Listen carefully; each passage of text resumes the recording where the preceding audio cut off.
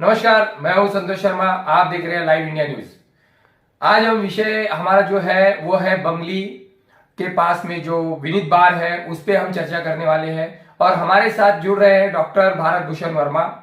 हम उस विनीत बार के बारे में क्या कुछ कहना है डॉक्टर भारत भूषण वर्मा जी का, उनसे हम चर्चा करेंगे। नमस्कार, मैं डॉक्टर भारत भूषण वर्मा। वसई गांव में बंगली हॉस्पिटल को लग करके एक विनीत बार है, उसका लाइसेंस नंबर है 105 FL3 का, दूसरा नंबर था 845। ये बार के अंदर जो लाइसेंस देने की जो प्रक्रिया है उसमें बहुत अनियमितता की गई है। इसमें सरकारी अधिकारी और विनीत बार के मालिक दोनों ने मिलकर वो बार चला रहे गलत तरीके से, ऐसा दिख रहा है सामने से। तो 2019 में जब हम गए, एक्चुअली मैं आपको पीछे लेकर चलता हूँ, 2019 में जब हम गए एक्साइज विभाग में उनसे माहिती लेने के लिए, तो हमने एक अर्ज दाखिल किया, उनसे माहिती में पेपर मांगे। जब पेपर मांगे तो हमको एक नक्शा मिला जिसमें बांधकाम का जो सिचुएशन है, लोकेशन पीछे दिखा रहा था। तो हमने उनको बताया कि सर ये बांधकाम ऐसे पीछे दिखा रहा है, जब प्रैक्टिकली आप जगह पे आएंगे तो बांधकाम आगे दिख रहा है। फिर एक महीने बाद उन्होंने हमको बोला कि हमारे पास दूसरा नक्शा आया हुआ है, वो वहाँ था, उन्होंने हमको दूसरा नक्शा दे दिया। वो दूसरे नक्शे के अंदर बांधकाम बीच में दिखाई दे रहा था। फिर हमने उनको बताया कि भाई ये सर ऐसे में भी कुछ अभी तक ऐसा लग रहा है डाउट हमको। उन्होंने फिर हमको 2 महीने बाद तीसरा नक्शा दिया। तीसरे नक्शे में बांधकाम एकदम आगे दिखा रहे हैं। तो भी एक ही विभाग के अंदर एक बांधकाम के 3 अलग अलग नकाशे हैं। जैसे कि वो घर तैर रहा है पानी के अंदर, आज उधर से सरका, इधर आ गया, इधर से सरक के कल इधर आ गया। ठीक है, अब एक ही सीसी कॉपी है, उसकी रिवीजन नहीं हुई। सीसी जो 1995 में दाखिल की गई थी सिडको के पास लेने के लिए। अब सीसी कोई एक ऐसा स्ट्रक्चर नहीं है कि आपने सीसी ले लिया तो आपका काम खत्म हो गया। सीसी एक प्रक्रिया है। आपको लेने के बाद पहले प्रिंट बनाना है। प्रिंट बनाने के बाद आपको महानगर पालिका को इन्फॉर्म करना है। उनके इंजीनियर आएंगे, वेरीफाई करेंगे, आपको पीसीसी देंगे। फिर उसके बाद आपको आगे की कंस्ट्रक्शन करनी है और जब वो कंप्लीट होगा तो आपको ओसी मिलेगा। ओसी फाइनल डॉक्यूमेंट होता है कंप्लीशन का। ओसी और सीसी ये दोनों कॉपी बार लाइसेंस के लिए मैंडेटरी होते हैं, लेकिन इस लाइसेंस के अंदर उन्होंने ओसी मांगने की कोई ये नहीं प्रक्रिया नहीं की। अच्छा, ठीक है, ओसी उन्होंने कभी मांगा ही नहीं उनके पास, क्योंकि ओसी तो कभी बनी नहीं होगी उसकी। और 2001 में जमीन मालक को महानगर पालिका ने, सिडको विभाग ने, तब के तत्कालीन सिडको विभाग ने उनको बताया था कि आपकी सीसी लैप्स हो रही है क्योंकि आपने नियमावली का पालन नहीं किया है। तो आपको अगर बांधकाम करना है तो आप नियमावली के हिसाब से हमारे पास आइए, रिन्यूअल लीजिए, उसके बाद बांधकाम करिए। लेकिन वो भी वैसे ही प्रलंबित रह गया। फिर हमारे पास में जब डॉक्यूमेंट आया था उसमें एक लीव लाइसेंस लगा था कि वो प्रॉपर्टी में भाड़े पे ले रहा हूँ। अच्छा। अब उसमें देखने के बाद ऐसा पता चला कि जमीन जो है वो बच्चों के नाम पे है और लाइसेंस पिता के नाम पे चालू करना था। तो इसके लिए उन्होंने लीव लाइसेंस का एक डॉक्यूमेंट बनाया और उसको वहाँ पे जमा किया। वो लीव लाइसेंस का डॉक्यूमेंट 1996 से शुरू होकर 2001 को खत्म हो जा रहा। अब अगर 2001 को लीव लाइसेंस खत्म हुआ है तो 2002 में रिन्यूअल होना चाहिए, 2003 में रिन्यूअल होना चाहिए, 2004 में, या तो एक इंडिपेंडेंट डॉक्यूमेंट बनना चाहिए वैसा। लेकिन वैसा कोई डॉक्यूमेंट रिकॉर्ड पे नहीं रहते हुए उस लाइसेंस को रिन्यू किया जा रहा था, ऐसा हमारे ध्यान में आया और हमने उसकी लिखित शिकायत संबंधित विभाग के अधिकारियों को दे दी। अब उसमें जांच अधिकारी क्या जांच कर रहे थे, क्या नहीं कर रहे थे, ये नहीं समझ में आता, लेकिन लाइसेंस रिन्यू होते जा रहा था नियमित से और आज भी हो रहा है। ये सीसी लैब्स कब हुआ था? 2001 में। और उसके बाद में रिन्यूअल हुआ है? रिन्यूअल नहीं हुआ है, मतलब रिन्यूअल हुई है ना लीव लाइसेंस रिन्यूअल। कितने साल से ये जो है कि बार जो है चल रहा है? और वो ये बार 1996 में लाइसेंस उसको मिला था, 97 से बार चालू हुआ है और 2023 तक अभी लगातार चालू है, 24-25 सालों से। तो आपका ये जो कहना है इस पूरे मामले में, जिस तरीके का भ्रष्टाचार कह लीजिए या फिर अनदेखा कोई अधिकारी जिसको सिर्फ इसी के लिए अपॉइंट किया गया हो कि ये कार्य करे और आपको पेपर्स अलग अलग मिल रहे हैं, तो इसमें सीधे तौर पे कौन जिम्मेदार है? किसको आप जिम्मेदार मानते हैं? अभी एक्साइज विभाग के अधिकारियों का आप देखेंगे ना तो लोग लाइसेंस के लिए, बार के लाइसेंस के लिए उनके पीछे पीछे हाथ पांव जोड़ के परेशान हो जाते हैं। हर छोटी छोटी चीज के लिए उनको परेशान किया जाता है। और ये बांधकाम का ये परमिशन का आप देखेंगे इसके अंदर तो इतने फ्लॉन्ट किए गए हैं, इतनी सहूलियत, जैसे कि ऐसा लग रहा है कि अधिकारियों का ही बार चल रहा है वो। तो एक चीज बताइए, फिर आपने अधिकारियों के खिलाफ कार्रवाई करने के लिए किसी उच्च अधिकारी या संबंधित विभाग या दूसरे पुलिस विभाग से बात हुई है आपकी? अधिकारियों से मिले आप? हमने अधिकारियों के खिलाफ में एसीपी मैडम को लिखित कंप्लेंट दिया है, पुलिस स्टेशन में भी लिखित कंप्लेंट दिया है और एसपी जो इनके थे एक्साइज डिपार्टमेंट के, उनके पास भी लिखित कंप्लेंट दी है। तो कितने दिन हो गए सर दिए? आज ये कंप्लेंट दे करके 15 दिन हो गए हैं, लेकिन पुलिस अभी बोल रही है कि हमको सैंक्शन मांगना पड़ेगा। किस बात का सैंक्शन? अब वो उनका हिसाब किताब है कि सेक्शन 197 सीआरपीसी का ऐसा कहता है कि सरकारी अधिकारियों के खिलाफ कार्रवाई अगर आपको करनी है तो आपको सरकार से सैंक्शन लेना पड़ता है। जबकि सुप्रीम कोर्ट का जजमेंट ऐसा कहता है कि जो काम उसकी नियमावली में कार्य पद्धति में है उसके लिए सैंक्शन की जरूरत है। अभी मेरे को बताइए, सरकारी कार्यालय में बैठ करके रैकेट चलाना, षड्यंत्र रचना, झूठे पेपर बनाना, झूठे पेपर के आधार पर लाइसेंस देना, क्या ये उनके ड्यूटी का पार्ट है क्या? तो ये जो काम उनके ड्यूटी का पार्ट नहीं है, ये जो षड्यंत्र उन्होंने किया है ये उनके कार्य का पार्ट नहीं है, तो उसमें 197 का उनको क्या जरूरत है सैंक्शन के लिए? ये तो ऑफेंस सुप्रीम कोर्ट के कहने के हिसाब से डायरेक्ट रजिस्टर होना चाहिए और डायरेक्ट मजिस्ट्रेट के पास में उसकी इंक्वायरी चालू होनी चाहिए, लेकिन ये पुलिस वाले करना नहीं चाह रहे हैं। शिकायत बस उतनी है। तो अब आप क्या करेंगे?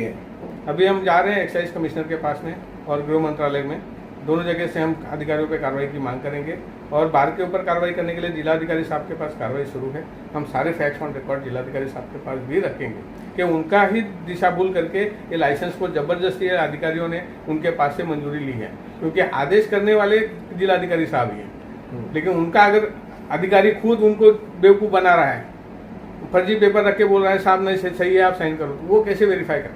उनको तो भरोसा करना है अपने अधिकारियों पे। अब हम सच्चाई उनके सामने रखेंगे, फिर देखते हैं वो क्या काम करते। विनीत बार प्रकरण में अभी तक क्या क्या फ्लॉज, क्या क्या नियमों की अनदेखी या कह लीजिए कि उसमें मिला हुआ भ्रष्टाचार आपने देखा? उसके अंदर फर्जी एक रिपोर्ट बनाई गई है, वो एक्साइज के कौन बनाते हैं ये रिपोर्ट? ये इस रिपोर्ट के ऊपर एक्साइज के जो इंस्पेक्टर है उनके सिग्नेचर है, हस्ताक्षर है, वसई के, उन्होंने उस पर हस्ताक्षर किया हुआ है। अब रिपोर्ट बनाने के लिए पीआई साहब खुद नहीं जाते हैं, ज़्यादातर उनके जूनियर्स को बोला जाता है आप जाइए वेरीफाई करिए, रिपोर्ट तैयार करिए और साइन करिए।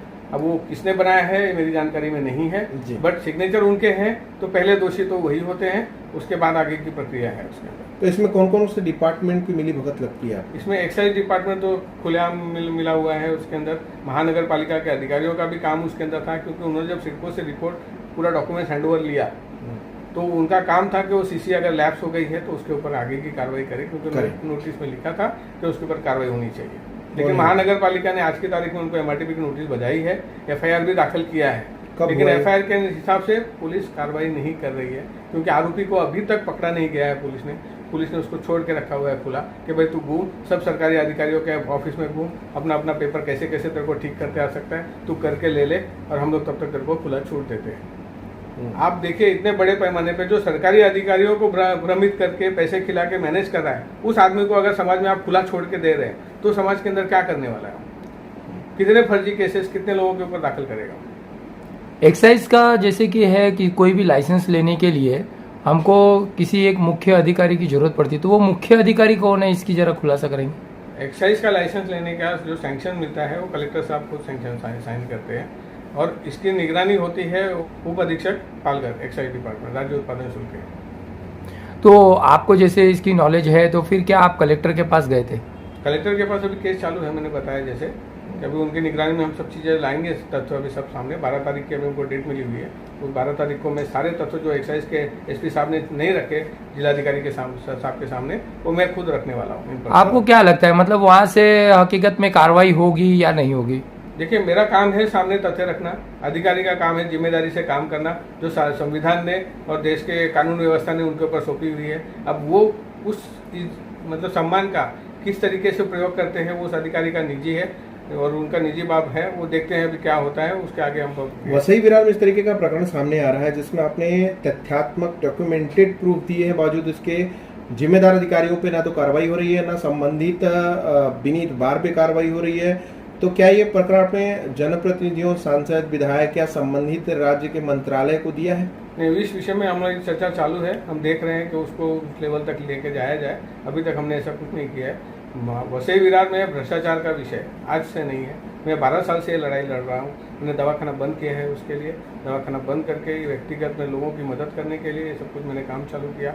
जो पीड़ित आते हैं मेरे पास, उनके मैं सत्य को मैं पढ़ता हूँ, समझता हूँ और अधिकारियों को समझाने की कोशिश करता हूँ। इससे ज़्यादा मैं कुछ नहीं करता हूँ। लेकिन अधिकारी जो मठ होके बैठे हुए हैं वो समझना नहीं चाहते सच को, वो अपराधियों के झूठ के साथ चलना चाहते हैं, वो झूठ को बढ़ावा दे करके यहाँ पे अराजकता का वातावरण तैयार कर रहे हैं। किसी की ज़मीन पे हड़प कर ले रहे हैं, किसी का कुछ कर ले रहे हैं, कहीं पर सब इलीगल बांधकाम हो रहे हैं।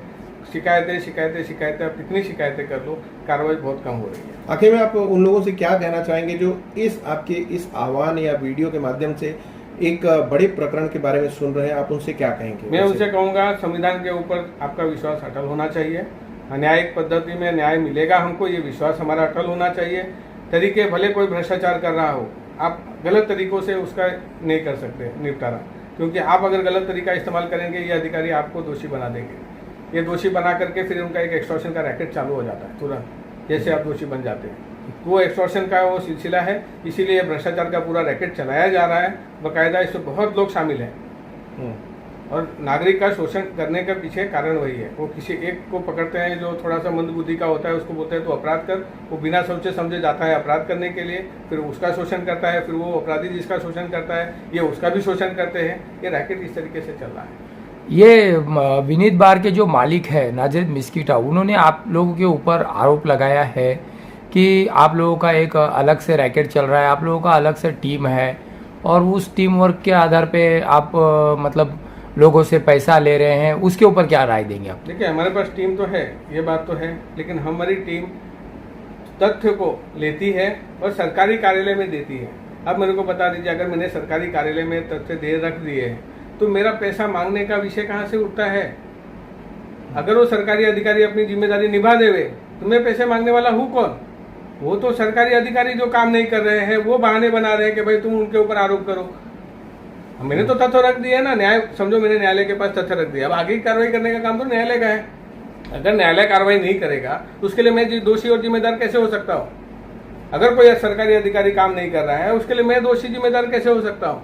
मैंने तो मेरे तथ्य रखे हैं ना, सबके पास रखे हैं, पुरावा है मेरे पास, सबकी रिसीविंग है मेरे पास। मैं सब कार्यालय में जा रहा हूँ, उनको पूछ भी रहा हूँ। उन्होंने रिपोर्ट बना के बंद कर दिया था प्रकरण को, लेकिन वो कॉपी भी उन्होंने हमको नहीं दी आज तक। वो तो जब मैं पालघर में अनशन पे बैठा तब जाके हमारे पास एसपी साहब आए, वो नए थे, उनको जानकारी नहीं थी, तो शायद गलती से उन्होंने मेरे हाथ में दे दिए। अब दे दिए तो मिल गए, वो सारा उनका कच्चा चिट्ठा खुल गया। उसके अंदर सब फर्जी रिपोर्ट जो बनाई है इंस्पेक्टर ने, वो रिपोर्ट की कॉपी भी हमारे पास है। उसके अंदर वो लिख रहे हैं कि बांधकाम लीगल है। अगर आप एक्साइज के ऑफिसर हो, आप कैसे डिसाइड कर सकते हो कि बांधकाम लीगल है? बांधकाम लीगल डिसाइड करने का अधिकार किसका है? म्युनिसिपल कॉर्पोरेशन का। आपने एक भी पत्र व्यवहार म्युनिसिपल कॉर्पोरेशन के साथ नहीं किया, उनसे कुछ भी लिया नहीं। आप इधर बैठे बैठे बोल रहे हो कि म्युनिसिपल कॉर्पोरेशन के आप जज बन गए यहाँ पर, और बैठे बैठे आप पास कर रहे हो कि नहीं बांधकाम लीगल है। ठीक है, लीव लाइसेंस का एक हर डॉक्यूमेंट का अपना एक वजूद होता है, वैसे ही लीव लाइसेंस एक डॉक्यूमेंट होता है, सहमति पत्र एक डॉक्यूमेंट होता है। सहमति पत्र लीव लाइसेंस नहीं होता। उन्होंने 1995 के सहमति पत्र में ऐसा लिख दिया कि मैंने कायम स्वरूपी मेरे पिताजी को ये जमीन दे दी है। ठीक है, अगर चलिए मैं मान लेता हूँ एक बार के लिए उस पेपर सही है, तो फिर 1996 में उनको लीव लाइसेंस बनाने की जरूरत क्यों पड़ी? अगर 1995 में उन्होंने अपने पिताजी को कायम स्वरूपी में वो बाड़े पत्र दे दिया उनको, तो मुझे वापस लीव लाइसेंस बनाने की जरूरत क्या है उसी चीज के लिए?